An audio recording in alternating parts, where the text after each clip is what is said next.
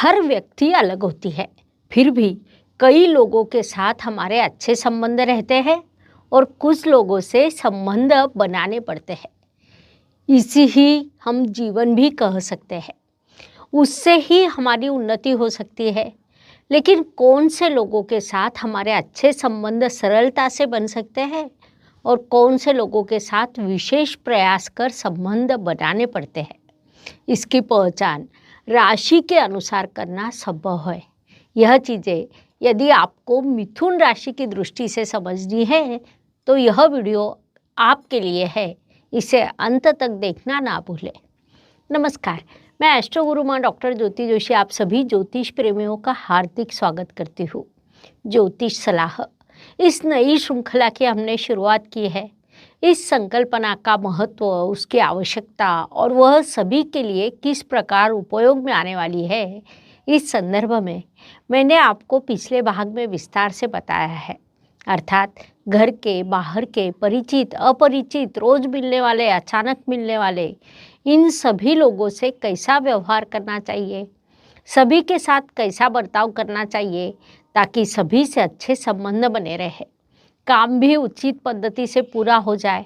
उससे भी महत्वपूर्ण बात है कि किसी के साथ विवाद ना हो। यह मैं आपको राशि के अनुसार बताने वाली हूँ। उसमें हम आज मिथुन राशि के अनुसार मेष से कन्या राशि तक वार्तालाप करेंगे।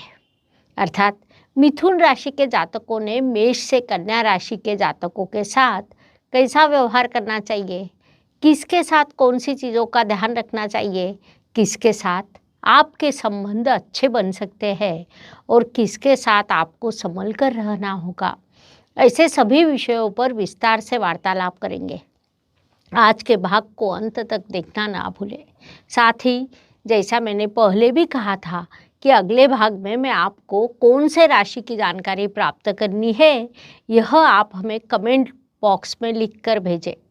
जिस राशि के लिए कमेंट सबसे अधिक आएंगे उस राशि पर हम सबसे पहले वीडियो बनाएंगे। यह जानकारी आपको अच्छी लगे तो उसे लाइक और शेयर करना ना भूलें ताकि दूसरों तक पहुंच पाए।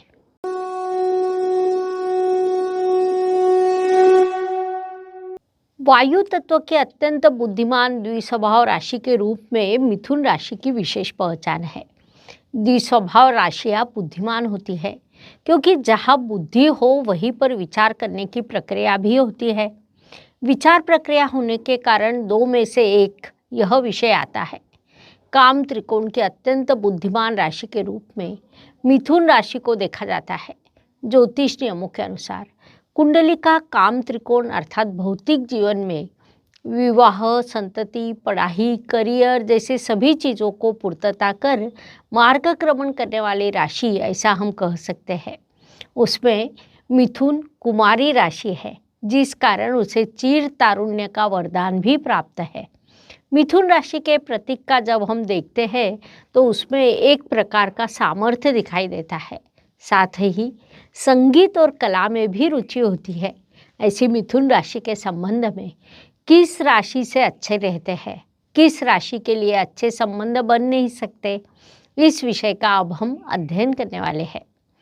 मिथुन राशि की एक और विशेषता है, कहीं भी समूह में कोई व्यक्ति बोल रही हो और अन्य सभी लोग सुन रहे हो तो वह व्यक्ति मिथुन राशि की होती है। फिर होता क्या है कि कुमारी राशि होने के कारण वह बुद्धिमत्ता के अनुसार बोलेगी, लेकिन यह आवश्यक नहीं कि उसकी बातें लोगों के ध्यान में रहे। लेकिन जब आप बोलते हैं तो लोग बड़े मन से सुनते हैं, यह भी उतना ही सत्य है। पुरुष राशि होने के कारण उसे अधिकार पसंद है। आप अधिकार प्राप्त करते हैं और उसका उपयोग भी करते हैं, तो अन्य सभी राशियों के साथ आपका रिश्ता कैसा रहता है, इस विषय का अब हम अध्ययन करने वाले हैं। तो मेष राशि की दृष्टि से विचार करें तो अर्थात मिथुन जातकों का संबंध यदि मेष जातकों से आए तो उनका रिश्ता अच्छा नहीं रहता है। होता क्या है कि मिथुन राशि थोड़ी बालिश कुमारी राशि है, उसे हम सोच समझकर निर्णय लेने वाली द्विस्वभाव राशि कहते हैं। इसके विरुद्ध मेष राशि पहले कार्य और उसके बाद विचार करने वाली राशि है। वास्तव में किसी भी प्रकार का विचार ना करते हुए सीधा निर्णय लेना, यह मेष राशि का मूल स्वभाव है। साथ ही मेष राशि का स्वामी मंगल और आपका राशि स्वामी बुध में शत्रुता है, जिस कारण उनके साथ आपके सुर जुड़ नहीं सकते। लेकिन एक बात आपने मुख्य रूप से ध्यान में लेनी है कि मिथुन राशि आपके लाभ स्थान में आती है, जिस कारण मेष राशि को अग्रेसिव स्वभाव, काम करने की आक्रामकता को यदि आप समझ लेते हैं तो कई बार यह राशि आपके लिए लाभकारी भी सिद्ध हो सकती है। संक्षेप में, मेष राशि द्वारा आपके लाभ के अवसर निर्माण होते हैं। मेष राशि के कारण आपको लाभ प्राप्त हो सकता है। साथ ही आपकी राशि मेष राशि के लिए अधिक कर्म करने के लिए प्रेरित कर सकती है। आपके द्वारा मेष राशि को अधिक कर्म करने की प्रेरणा मिल सकती है। अर्थात दोनों दृष्टियों से यह सकारात्मक संबंध निर्माण होंगे, क्योंकि मिथुन और मेष यह दोनों राशियां एक दूसरे से 3-11 का योग करती है, जिसे लाभ योग कहा जाता है। फिर भी मिथुन और मेष इन दो राशियों का विवाह जोड़ने के लिए हम सकारात्मक नहीं होते। उनके विवाह को अनुमति नहीं दी जाती, क्योंकि उनके स्वभाव में बड़ा अंतर होने के कारण कई चीज़ों को संभालना पड़ता है। प्राकृतिक रूप से उनमें बड़ा अंतर विरोध दिखाई देता है, लेकिन मूल कुंडली की अन्य ग्रह स्थिति शुभ हो तो दोनों कुंडलियों का सखोल अध्ययन कर निर्णय लिया जा सकता है, ऐसा हम कह सकते हैं।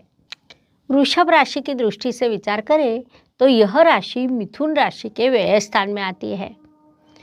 वृषभ पृथ्वी तत्व की अर्थ त्रिकोण स्थान में आने वाली राशि है। साथ ही यह स्थिर और स्त्री राशि भी है। यहाँ पर होता क्या है कि दोनों के राशि स्वामी अर्थात बुध और शुक्र एक दूसरे के मित्र है। आपकी पुरुष राशि है और वृषभ स्त्री राशि है, जिस कारण कहीं न कहीं एक दूसरे को समझना, हास्य विनोद करते हुए मार्गक्रमण, यह विभाग सामने आता है। वृषभ राशि अपने मूल स्वभाव के अनुसार अति खर्च करेगी, जो आपके लिए परेशानी का कारण बनता है। लेकिन वृषभ राशि के साथ आपके संबंध अच्छे बनाने हो तो आपने एक बात मुख्य रूप से ध्यान में लेनी है कि खर्च करना यह उनका प्राकृतिक स्वभाव है, जिसे बदला नहीं जा सकता। साफ सुथरा रहना, अच्छा प्रेजेंटेशन, यह भी उनका मूल स्वभाव है। आप निर्णय लेने में थोड़ा समय लगाते हो, साथ ही लिए हुए निर्णय पर विचार भी करते हो, लेकिन वृषभ राशि निर्णय लेने के बाद उस पर दृढ़ रहती है, जिस कारण निर्णय लेने के बाद पुनश्च उस पर विचार करना यह वृषभ राशि का गुणधर्म नहीं है। इस बात को यदि आप समझ ले तो मिथुन और वृषभ राशि के सुर जुड़ सकते हैं। आप एक दूसरे के साथ दीर्घ काल तक मार्गक्रमण कर सकते हैं। अर्थात मिथुन और वृषभ राशि का विवाह जोड़ना हो तो मूल कुंडलियों का थोड़ा अधिक अध्ययन करना अत्यंत आवश्यक होता है। इस बात को आपने मुख्य रूप से ध्यान में लेना चाहिए। आप स्वयं मिथुन राशि के हैं और मिथुन जातकों से ही आपका संबंध आए तो क्या होगा? तो यहाँ पर एक विशेष बात होती है, अर्थात आप दोनों के सुर उचित पद्धति से जुड़ सकते हैं। दो मिथुन राशियों के व्यक्ति दोनों बातें करने वाले, दोनों द्विस्वभाव के, सोच समझकर निर्णय लेने वाले, दोनों वायु तत्व के, चिर तारुण्य का वरदान प्राप्त करने वाले, दोनों में सामर्थ्य भी है और कला में रुचि भी है, जिस कारण दोनों का जीवन सुखद और सुखकर बनता है। संक्षेप में, दो मिथुन जातक साथ आए तो वे अच्छा कार्य कर सकते हैं, एक दूसरे के उन्नति के लिए सहयोग कर सकते हैं, दोनों मिलकर बड़ी उन्नति कर सकते हैं, दोनों जीवन में गप्पे लड़ाते हुए मार्गक्रमण करते हैं, जिस कारण दो मिथुन जातकों की जोड़ी अच्छी बनती है। अर्थात सभी चीज़ें सकारात्मक होगी, सब कुछ अपने मन जैसा होगा, यह असंभव है। वास्तव में स्थिति कितनी भी अच्छी क्यों ना हो, ऐसा विचार किसी ने नहीं करना चाहिए, क्योंकि यह प्रकृति के नियमों के विरुद्ध बात है। जिस प्रकार दिन के बाद रात और रात के बाद पुनश्च दिन निकलता है, उसी प्रकार जीवन में सुख दुख शुरू रहते हैं, जिस कारण कभी कभी दो मिथुन जातकों को भी एक ही समय पर विशेष संघर्ष से गुजरना पड़ता है, क्योंकि ग्रहों का गोचर उस पद्धति से एक राशि पर प्रभाव करता है। उतना एक भाग छोड़ दिया जाए तो दो मिथुन जातकों के संबंध अच्छे रहते हैं। कर्क राशि की दृष्टि से विचार करें तो यह राशि आपके धन स्थान में आती है। कर्क राशि का स्वामी चंद्रमा और आपका राशि स्वामी बुध में समत्व का रिश्ता है। उसे हम वन वे मित्रता भी कह सकते हैं। अत्यंत संवेदनशील, शांत, भावना प्रधान यह उसका मूल स्वभाव है। उसके विरुद्ध आप बड़े बलबोले होते हैं। यह एक प्राकृतिक अंतर विरोध की स्थिति आप में निर्माण होती है। लेकिन कर्क राशि आपके धन स्थान में आने के कारण कहीं न कहीं वह आपके लिए लाभकारी होती है।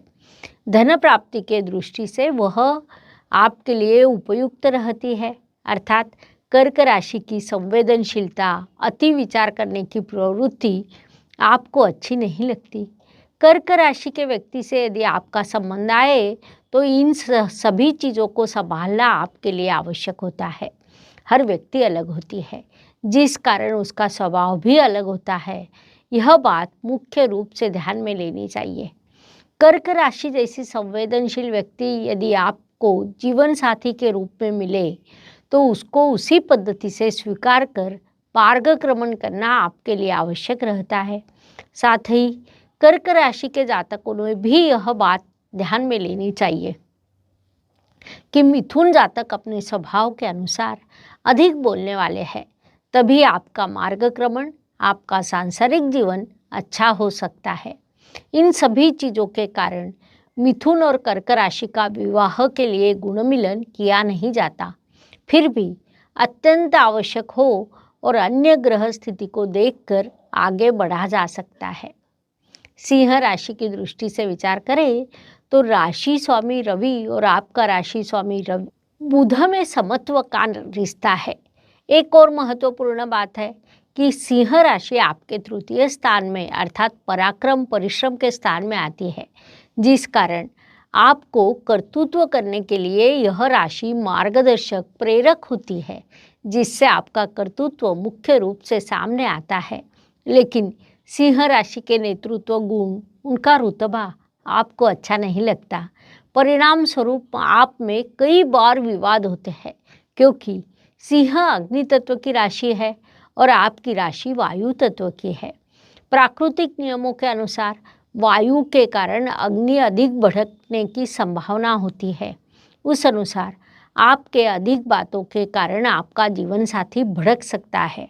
इस बात को उसे क्रोध आ सकता है, जिस कारण मिथुन और सिंह राशि के जातकों ने वैवाहिक जीवन साथी होने का विचार करना नहीं चाहिए।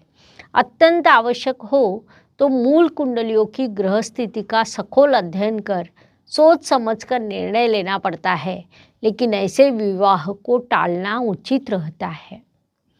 कन्या राशि की दृष्टि से विचार करें तो आप दोनों के राशि स्वामी बुधदेव है। दोनों द्विस्वभाव राशियां है। यह बात भले ही शुभ लगती हो, लेकिन मिथुन वायु तत्व की बुद्धिमान राशि है और कन्या पृथ्वी तत्व की आर्थिक चीज़ों को महत्व देने वाली राशि है। फिर भी इन दोनों राशियों के सुर जुड़ सकते हैं, अर्थात उसके लिए कुंडली में बुध ग्रह की स्थिति देखना आवश्यक होता है। अन्य सभी चीज़ों का भी सखोलता से अध्ययन करना पड़ता है, क्योंकि यह राशियाँ एक दूसरे के केंद्र स्थान में आती है। केंद्र में आने वाली राशि होने के कारण वे एक दूसरे के लिए परेशानी का कारण भी बन सकती है। लेकिन मिथुन पुरुष राशि है, पुरुष स्वभाव के धर्म उनमें होते हैं, तो कन्या स्त्री राशि है, जिस कारण आवश्यक हो तो दोनों राशियों के जातकों का विवाह किया जा सकता है। अर्थात उसके लिए दोनों की मूल कुंडलियों का अध्ययन करना अति आवश्यक है। कन्या राशि थोड़ी समझदार, स्वच्छता प्रिय, चिकित्सक, तो मिथुन राशि थोड़ी बालिश होती है। यह अंतर छोड़ दिया जाए तो कई चीज़ों में आपकी जोड़ी सकारात्मक हो सकती है। मिथुन राशि के जातकों ने मेष से कन्या राशि के जातकों के साथ कैसा व्यवहार करना चाहिए, यह समझने के लिए इतनी जानकारी पर्याप्त है। हम यही रुकते हैं। अगले भाग में हम शेष राशियों की अर्थात तुला से मीन तक के राशियों की जानकारी प्राप्त करने के लिए पुनश्च अवश्य मिलेंगे। यह जानकारी अच्छी लगे तो लाइक, शेयर, सब्सक्राइब करना ना भूलें ताकि दूसरों तक पहुंच पाए। धन्यवाद। शुभम भवतु। जय ज्योतिष।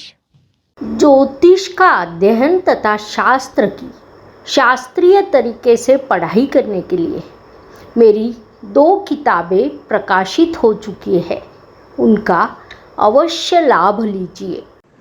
Please like, share and subscribe the channel और हाँ, बेल आइकॉन दबाना ना भूलें। धन्यवाद।